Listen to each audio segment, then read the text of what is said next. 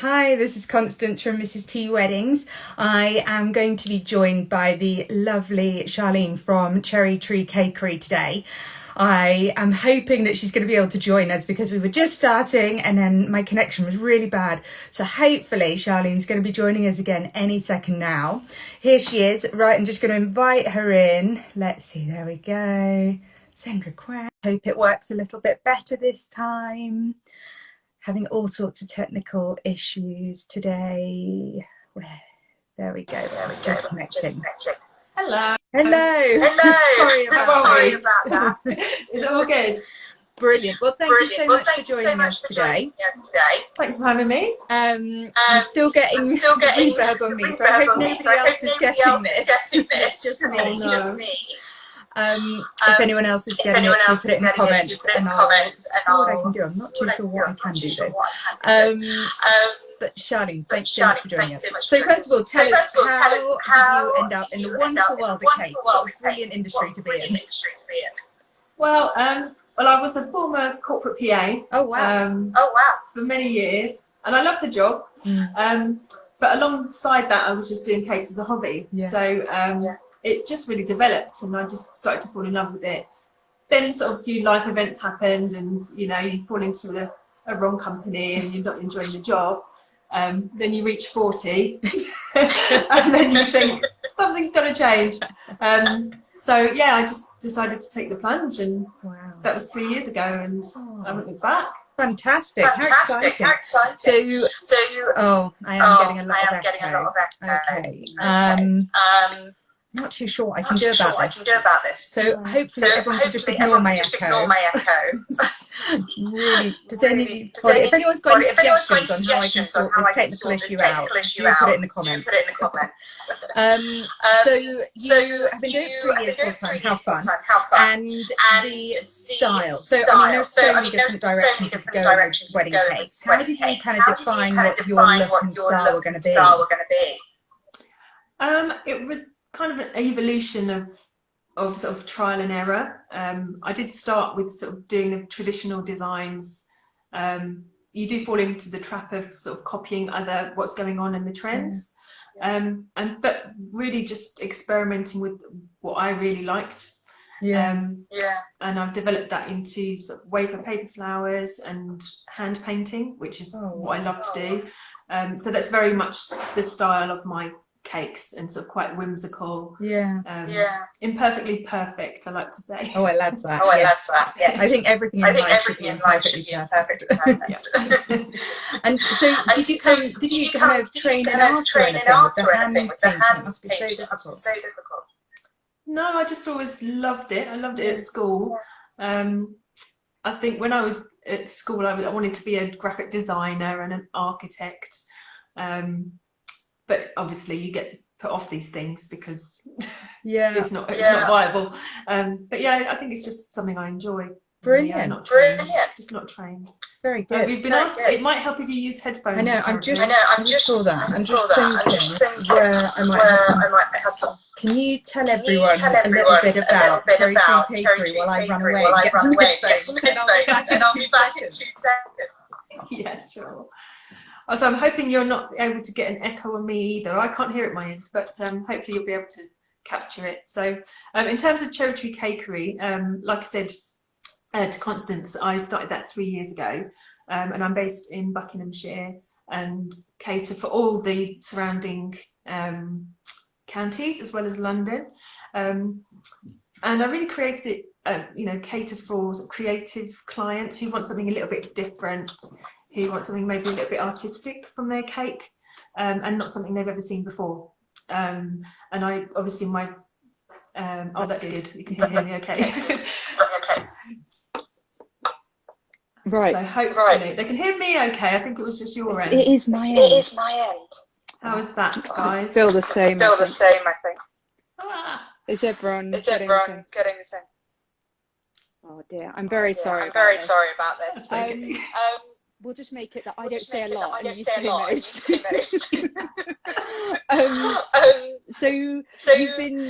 We've kind of got an idea of how long you've been doing it, the kind of designs you have.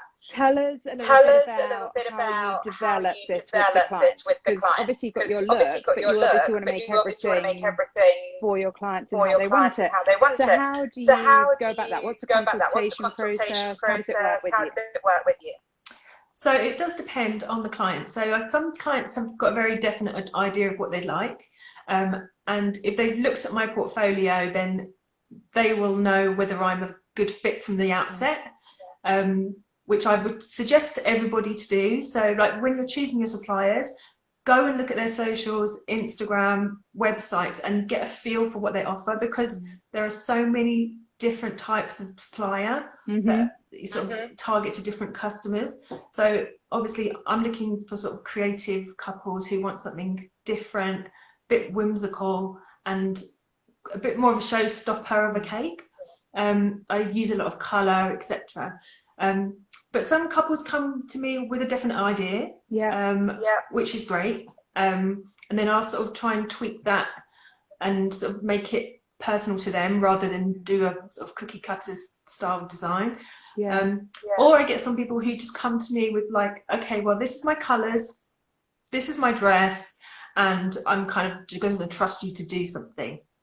Which is the best scenario. I bet that's oh, it's amazing. You're like, yeah, exactly. And the worst thing sometimes is to be shown a whole sort of array of different other cakes, because it kind of can cloud your creativity a little bit. So I would say just try and give your cake maker or your stylist or anybody a feel of how you want it to be, rather than like exact examples. I want this. Yeah, exactly. And look at what you like in your house. Like, how's your house designed? Are you sort of quite clean lines and, you know, quite tidy and colour-wise? And then, or are you sort of quite boho? So that kind of thing will sort of kind of govern the design you'll have for your wedding. That's a really good point. And also probably things like your wardrobe and your style of holiday. Like, do you go for a package holiday, or do you go really rough? Figure it out yourself. Yeah, it's definitely all going to have an influence in the type of style you want.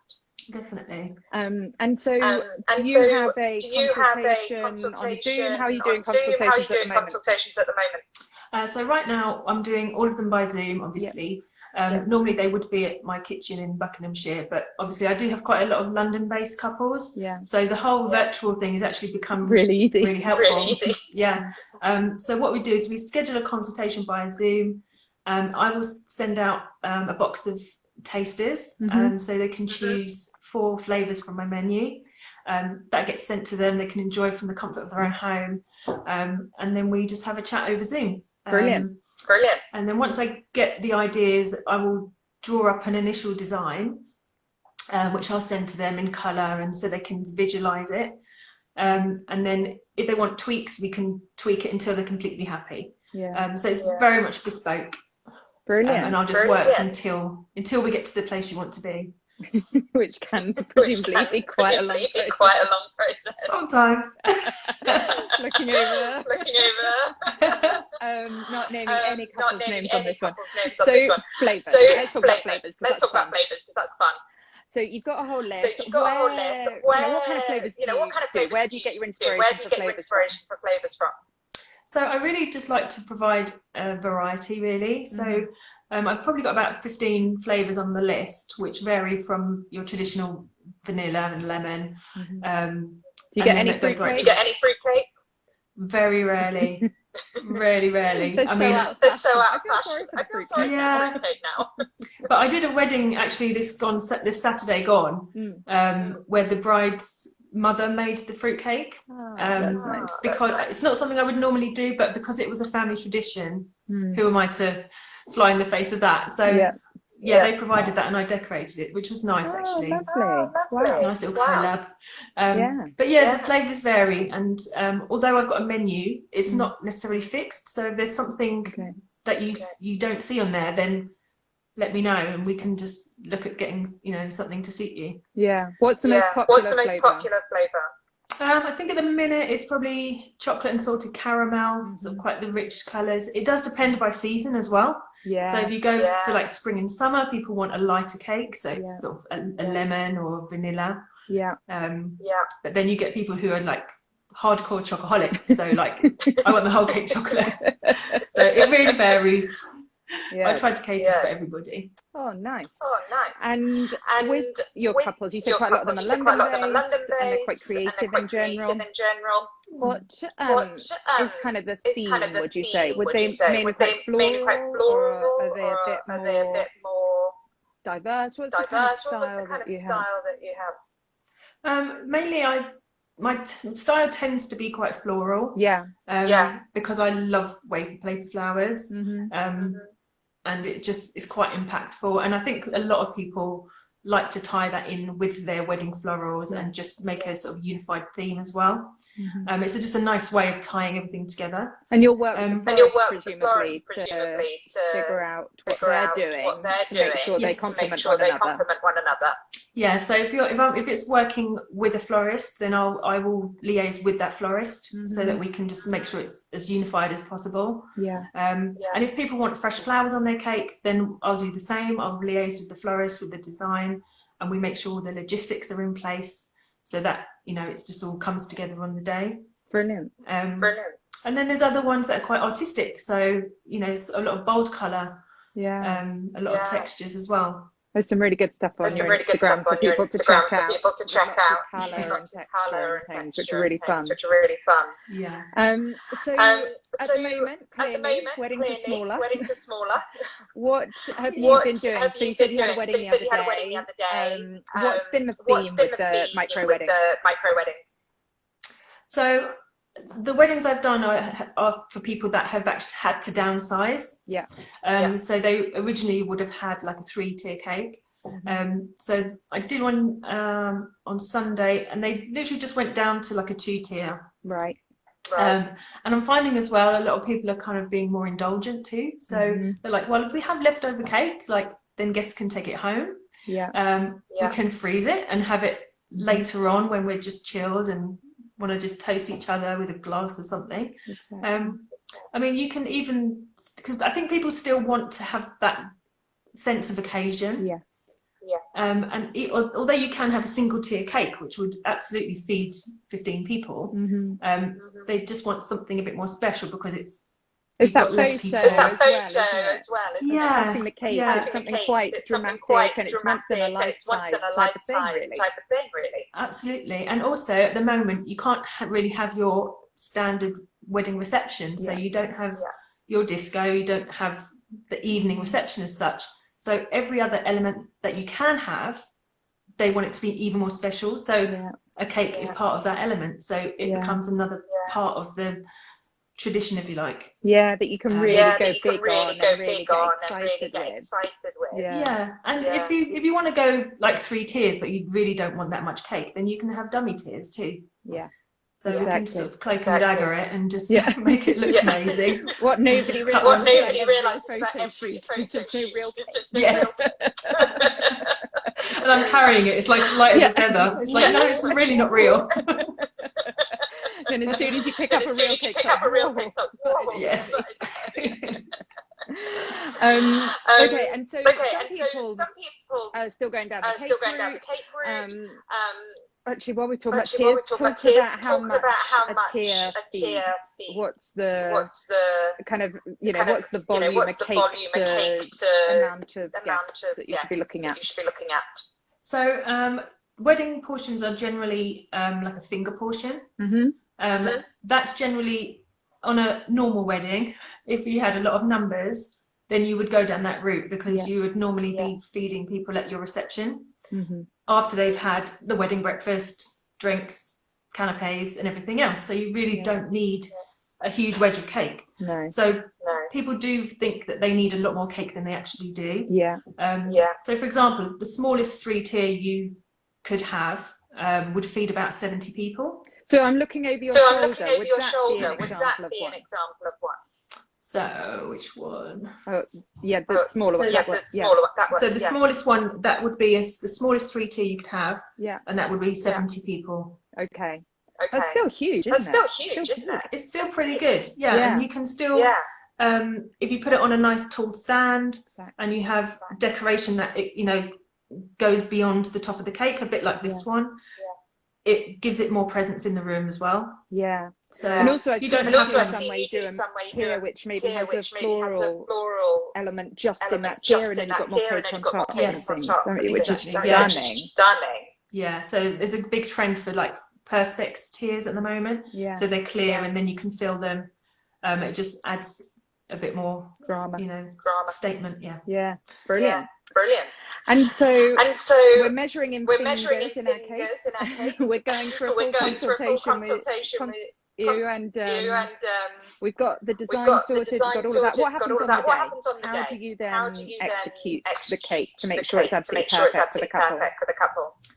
So generally, if I can, generally for fondant iced cakes, I will pre-stack them and decorate them, and then travel with them. So yeah, they tend to be quite sturdy. Touch wood, I haven't had any disasters. I'm with you on that. Yeah. So generally, I'll travel with them pre-stacked. So when I get to the venue, it's generally quite easy for me to just transfer, set up, take a few photos, and then leave it with the venue. Mm-hmm. If it's something like a buttercream cake in the summer, can be quite tricky. Yeah. So I would take that sort of in separate tiers, and then I would stack it at the venue and then decorate it at the venue. So it's a bit more of a longer process, but it's the safest. Sure. But you'll always go with your cakes to the venue and make sure that they're all set up perfectly, exactly as you've agreed with the couple. Yeah. And so do you provide Sorry. I was saying, do you provide the cake stand and knife, or do they need to get that from the venue, or hire it separately? What's your preference? Generally, the venue will provide your cake knife. Some will provide the stand as either part of your package or as an optional extra.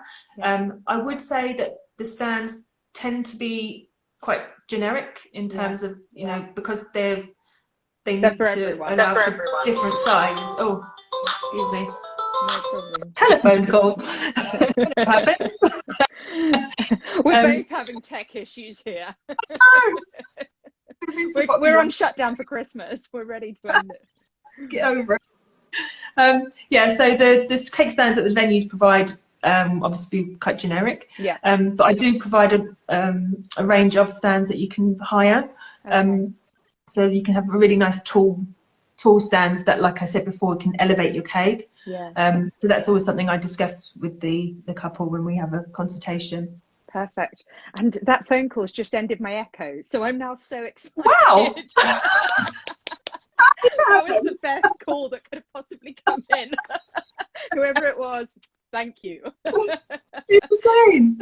I will never understand technology. That is not in my remit. Okay, brilliant. So now I can relax a bit and not hear myself in my own ears.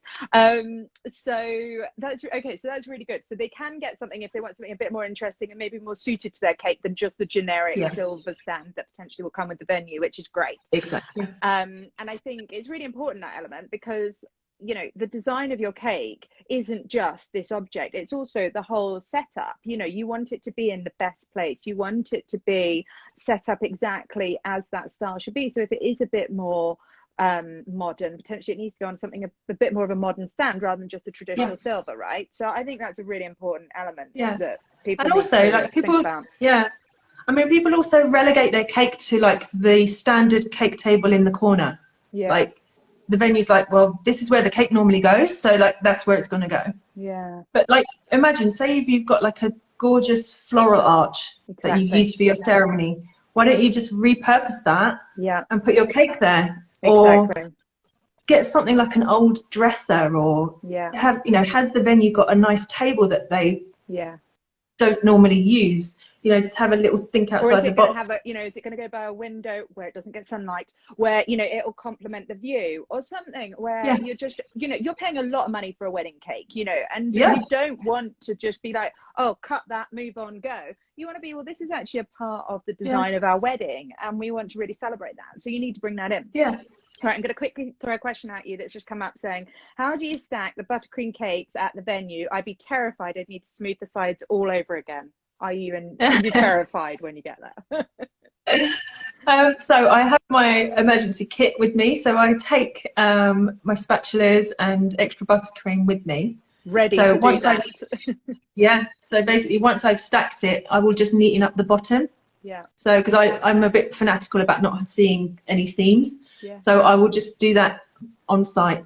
Yeah. So you will yeah. redo it, if, well, not redo it, but touch it up if it needs it Yeah. when you get there. Yeah. So you're based in Buckinghamshire, just kind of near Oxfordshire border, aren't you? Yeah. Tell us, how far do you go? What's your kind of area? Where do you cover? So I will go probably no more than about 2 hours away. Okay. So you go to London and then kind of a bit further north. And then kind of, yeah. So within that radius. Yeah. If it's any further, like I'm due to be, touch wood, having a wedding in Somerset next year. Ooh. So I will go down the night before with it and then stay overnight. But that's my choice in terms of I'll have a little short break. Yeah. If they choose a nice just, enough location, you'll go as long as yeah. you get a weekend out of it. Exactly. But as a rule, yeah, about an hour and a half to 2 hours drive. Yeah. To the venue. Yeah. And that covers sort of, like you say, London, the Cotswolds, yeah. Oxfordshire, Northamptonshire. I mean, I'm ideally placed where I'm right bang in the middle of Oxfordshire, Buckinghamshire and Northamptonshire. Exactly. Yeah, I'm quite close to you, and I'm a similar kind of remit of, you get a lot of counties in that in that kind of 2 hour radius, don't you? So and all beautiful areas as well, with so many gorgeous wedding venues. So what's your favorite wedding venue to do a cake at? Quick question you weren't expecting. I do love the Bodleian Libraries in Oxford. It's stunning. It's just the stage of, like, the first time I went there was for a style shoot. Mm-hmm. And you just go in and you just look up, and that ceiling is just magnificent. It is. But the thing is, it manages to still be an intimate venue, even though it's so grand. Yeah. And the team there are great as well. They're so lovely. So, Kate and the girls, they're just amazing, aren't they? Yeah. Yeah. No, it is. It's fabulous. And actually, and then I reckon your second favourite would be Stratton Court, won't it? Because you got married there, didn't you? I did. Yeah, it's literally a stone's throw from where I live, which wasn't planned at all. It just so happened. The cake didn't have many miles on it at that point. But that's a lovely venue, and again, a great team there. Yeah, very lovely. I chose it personally because it was a nice, intimate venue, and I wanted something quite intimate. Yeah. And just everything all in one place. Yeah. So it is. It's a really great venue for that. And stunning. Okay, so we've talked about the wedding cakes and all that side. What are the alternatives? So let's say somebody decides, right, I'm not too sure if I want a big fancy wedding cake, but I want something beautiful. I want some form of kind of yumminess. What are the other options that people are doing? What are the trends that you're seeing at the moment? So there's a lot of dessert tables, which are really great, actually, because you can just do an array of smaller items, and people get a choice of choosing 2 or 3. Mm-hmm. Those can be like brownies, like decorated biscuits. There's so many things, like those chocolates, kind of popsicle ones, aren't there? And some nice little. Yeah, and they can all be bespoke. So, like, if you have a theme, like a colour theme, for example, the whole table can be designed to that theme. Yeah. And another thing for the smaller weddings, if you don't want a cake and you just want something personal, then you can have like a personalised wedding favour. Yeah. At each of the place settings, and then you can personalise it so that it doubles up as your place setting as well. You could put a little name tag, or even write their name on a biscuit. Yeah. So that's a nice way to do it if you don't want a cake. Yeah. And I think, another thing is that potentially, one thing that we've spoken about is potentially where, actually we're talking about this more for a shoot, but, if you have little individual cakes, because people won't necessarily want to be sharing things at the moment. So you do have everyone having individual cakes, but then still have the one tier for there to be a cutting You know, and it could be that you have a 2-tier, one dummy, one actual cake, which is then the thing that you get the imagery for, you get the, you know, the action of cutting the cake, but then you don't need to worry about distributing that between everyone. You can just make that into your couple's cake, and then everyone else can have their own little individual one. It could be their own, you know, it could be the same flavour and decorated in very similar style and things like that. So there's loads of really creative ways that people could do things at the moment, aren't there? Absolutely. Yeah, absolutely. And I'm guessing you're kind of open to throwing the doors open and going, right, what can we do here? You're not saying these are the only things I do and that's it. You're kind of going, well, what can we do? Let's play around with ideas, right?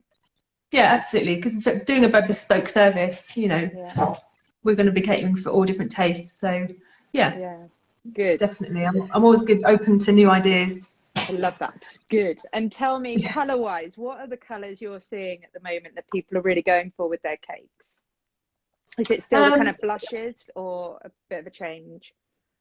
It's funny because like all the trends that we see like on Instagram and in the magazines, they take about a year to come settle in. For people to feel confident enough to actually go for it. So I think a lot of blush. But I recently did a shoot with blush but with nude tones. Nice. So it was a very neutral palette with toffee colours and caramels, but with that little touch of blush, and it was divine, honestly. It was a really lovely new take on blush. Really gorgeous, really modern rather than kind really of traditional. Modern. But still soft, romantic, and just a little bit stylish. But I see the new Pantone is yellow and grey, because they bring out a new colour every year, don't they? I think that could definitely work. Maybe a little bit softer, but greys I think would look gorgeous. The greys would look fab. I think I'm not sure about the yellow and the grey as they are on a cake. That may be a little bit too much, but playing with there's always ways of, right? Yes, exactly. You like a little flash of this and that, but not the whole thing, maybe. And so what have you got coming up? So actually quickly tell us what you've been doing during lockdown, because clearly you haven't been able to do as many wedding cakes as you would normally, so you've kind of pivoted a little bit. Tell us a little bit about what you've done. So I've been doing sort of Christmas treat boxes, so personalized boxes that you can be posted, which I sent a few out and had very good reports back. Thank you. Loving them. So I need to get one sent to me. I need to order one for myself. What am I doing sending them out to everyone else? I'll sort something out. But it's kind of given me some focus and something to concentrate on. Obviously I'm still fully invested in wedding cakes, but obviously, you know, as things are at the moment, people are a little bit hesitant. But there are still people sort of pushing on. Definitely. I'm still getting bookings, and we're still booking, you know, we're still going ahead and planning all the weddings for 21, 22. It's great. And I think, you know, with these boxes that you're doing at the moment, they're a really nice treat for, you know, somebody to have or to gift, you know, somebody. But also, I think it's a really nice way for them to try your cakes without kind of getting into too much pressure of like, oh, is this a consultation and things, but just going, well, actually, let me try it, see whether I like your cakes, you know, and then figure out if you want to do the consultation after that. It's a really nice kind of point to enter your world as such. And I'll be doing them like themed throughout the year. So if we get to Valentine's, Mother's Day, Father's Day, birthdays, so they're all personalisable, if that's a word, customisable. But as you say, it's a nice introduction to what I can offer. And do you work from home? Is your studio at your home as well, in the cottage? Oh, lovely. What a lovely idyllic existence you have. I don't get out much. Well, nobody does. Especially not now. I think we're all in that boat. And so with the so you got all the consultation, everything. What's the future? What's next year looking like? Have you got kind of, when do your weddings start again? You've got, clearly you can change these boxes to suit however long we're in this for, but with the weddings, what's the plan? So they start back up again in March. Right. Those are people who've had to postpone from last year. And pretty much next year is taken up with a lot of postponements, especially over the summer. I still have room for some others. Okay, so great. Don't hesitate to ask. Yeah, because I think a lot of people are finding suppliers are fully booked, and so they're kind of going, oh, let's push it back another year because we're worried about not getting the suppliers we want. So if you do have availability, you know, you should absolutely let people know that, because the assumption has kind of become that 21's full.